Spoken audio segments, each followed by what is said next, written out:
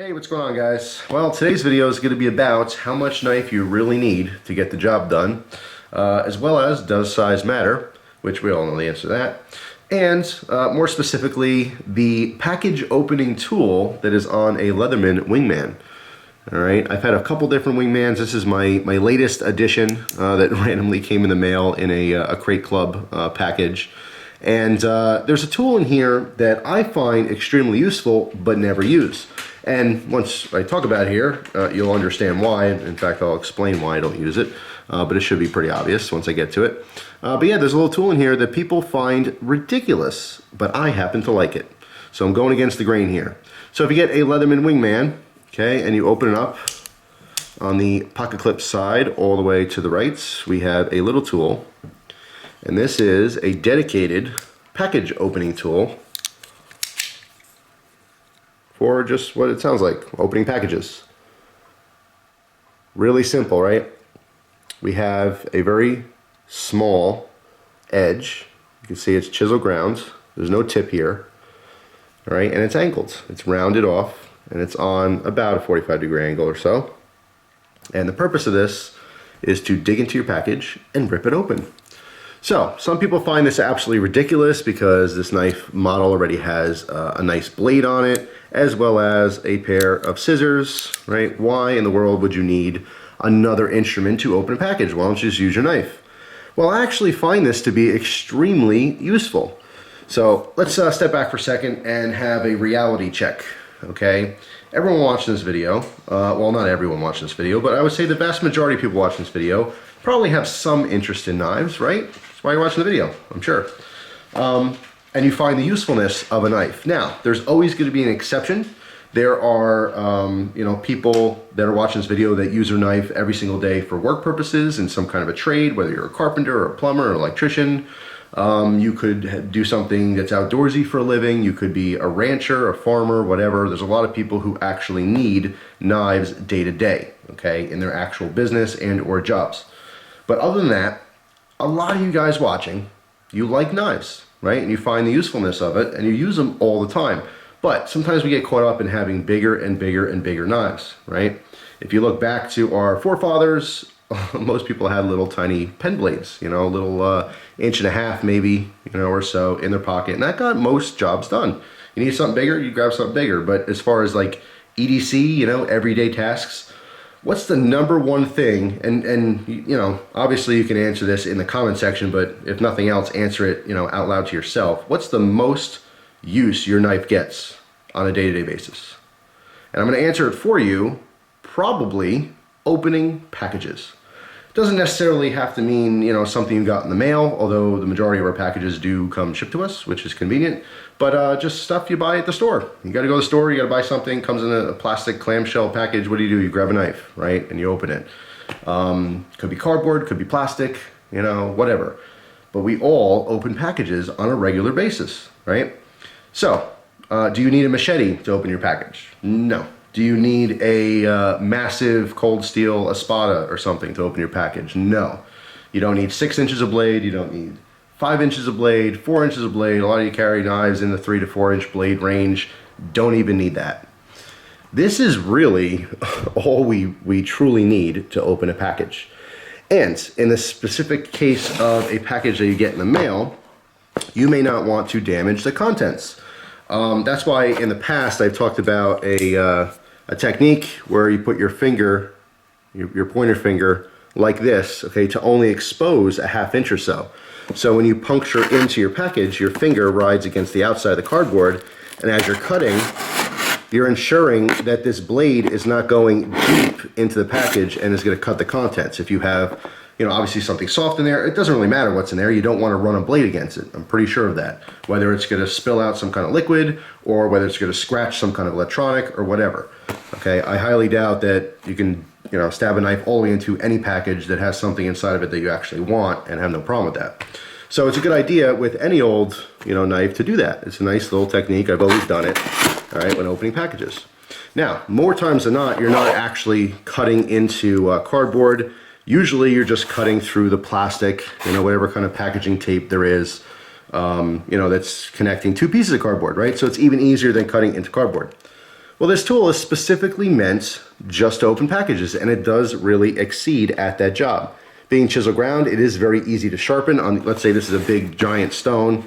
All right, you can just drag this across the stone right on the edge. Very simple to maintain. You could strap this on the edge of your strop if you need be, or you need to, whatever. And it serves the purpose of opening packages, right? So as far as tape, it zips right through. As far as cardboard, you can see, even though it has a very rounded tip, punctures through cardboard and tears it just fine.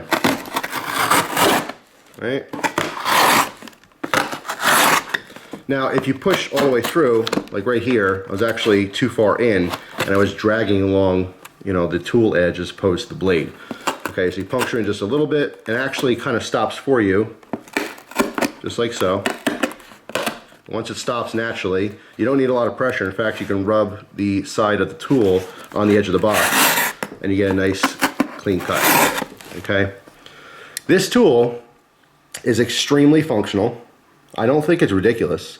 Now, as I mentioned before, it's not something I ever use, and the obvious reason would be because I'm constantly using a bunch of different knives, okay, and I can't really test knives if I'm going to just use the package opener as a dedicated tool for opening packages. A lot of my EDC chores include opening packages. More times than not, other knives. I know, it's a little strange. But yeah, that's why I obviously don't use this tool. But if I didn't, you know, review knives, if I didn't have a passion for knives and cutlery and a need or want to, you know, try so many different kinds, having something like this as your, you know, only EDC tool, it's fantastic. Now, obviously you have the pliers, right? You obviously have a full-size blade if you need, you know, to cut something or have bigger cutting chores at hand, that's fine. But the majority of your cutting is probably going to be this. You can use this to nip a little, you know, extra long piece of string or something off a shirt. You know, you can use this for a lot of stuff. You can use this for opening your letters. You know, you don't necessarily need the 3, 4, 5+ inch blade EDC folder. So, you know, kind of the point of this video is to have everyone really think about what they use their knives for on a daily basis as far as like EDC tasks. And just really ask yourself, is this a useful tool? I think it really is, and I'd love to hear your opinion.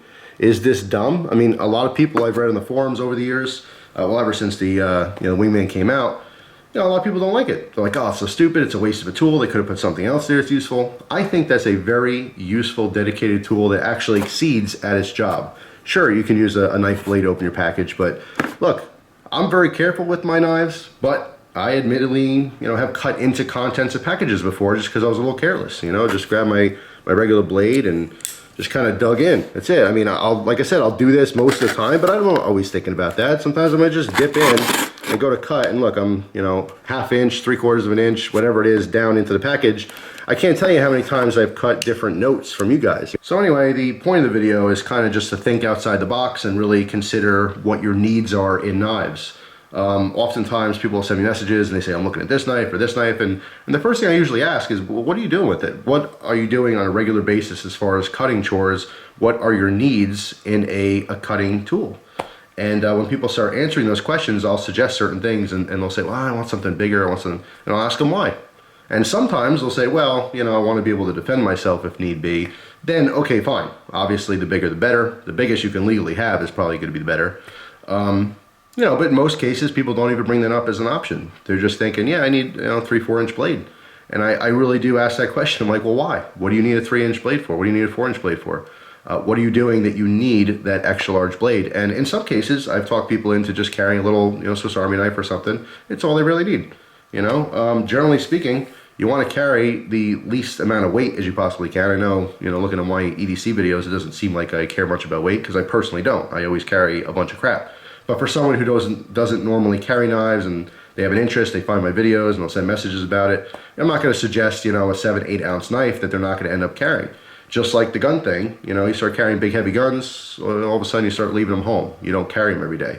So I'd much rather know that someone out there is carrying a little, you know, Swiss Army knife in their pocket every single day than buying a heavy tactical knife that they leave home, you know, 5 or 6 days out of the week.